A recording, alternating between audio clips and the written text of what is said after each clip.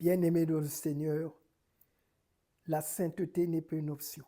C'est une exigence divine, intemporelle pour chaque enfant de Dieu. C'est dans la sainteté que se trouve ton élévation. Genèse 41, verset 41, c'est l'histoire de Joseph. C'est dans la sainteté que se trouve ta royauté. Esther 2, verset 15. Et c'est dans la sainteté que se cache la bénédiction qui n'est suivie d'aucun chagrin.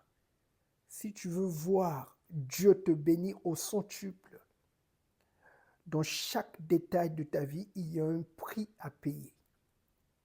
La première des choses que tu dois faire, il faut purifier ton cœur. Matthieu 5, verset 8. Heureux ceux qui ont le cœur pur, car ils verront Dieu. Un cœur pur, c'est un cœur qui n'est pas entassé par le compromis avec le péché et le monde. La deuxième des choses que tu dois faire, tu dois obéir au Seigneur.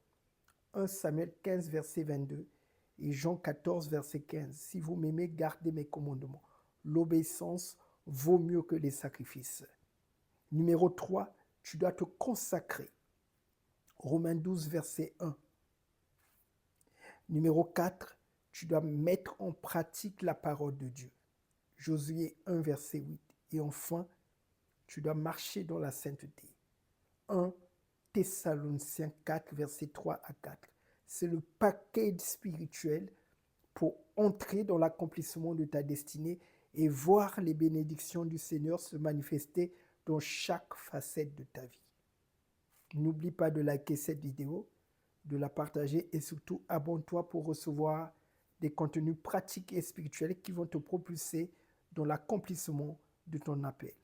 Que le Seigneur Jésus-Christ te bénisse et à très bientôt.